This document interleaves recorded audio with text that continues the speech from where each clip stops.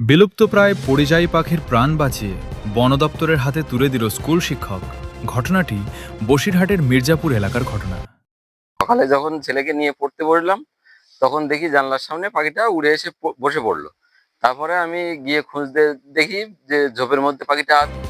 এখানে সুরজিৎ মণ্ডল নামে এক শিক্ষকের বাড়ির জানলায় হঠাৎই এসে বসে এই পাখিটি, কিন্তু তারপরেই আবার উড়ে যাওয়ার চেষ্টা করে, কিন্তু উঠতে না পেরে সামনে এই ঝোপের মধ্যে গিয়ে পড়ে।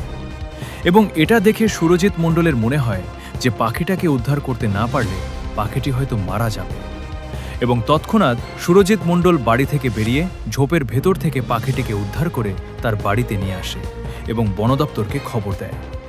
বন দপ্তরের কর্মীরা সুরজিৎ মণ্ডলের বাড়িতে আসলে সুরজিৎ মণ্ডল পাখিটিকে বন দপ্তরের কর্মীদের হাতে তুলে দেয়।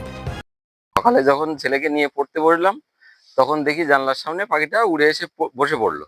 তারপরে আমি গিয়ে খুঁজতে দেখি যে ঝোপের মধ্যে পাখিটা আছে। এবার পাখিটাকে ধরতে গিয়ে ও 20 হাতের মতো উড়ে চলে গেছে। তারপরে চেষ্টা করতে পাখিটা দেখলাম, ধরতে পারলাম। এবং পাখিটার শরীরে কোনো আঘাত সেভাবে দেখতে পেলাম না, ডানামানাগুলো সব ঠিকঠাক আছে। তখন আমার মনে হলো যে পাখিটা সুস্থ হোক অসুস্থ হোক, বন দপ্তরের কাছে আর দেওয়াই আমার দরকার। কারণ পাখিটা যাতে বেঁচে থাকে সেই জন্য আমি বন দপ্তরকে সংবাদ দিলাম।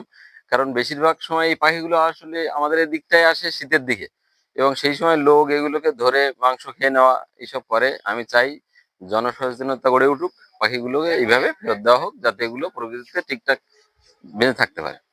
আমার মনে হচ্ছে স্বাভাবিক যে সমস্ত পাখি আমরা দেখি সচরাচর সেইগুলোর সঙ্গে মিল নেই। ঠোঁটগুলো হাঁস প্রজাতির হলেও অন্যরকম। সেই জন্য মনে হলো এগুলো দিয়ে দেওয়াই দরকার। আপনার নাম? সুরজিৎ মণ্ডল, বসিরহাট।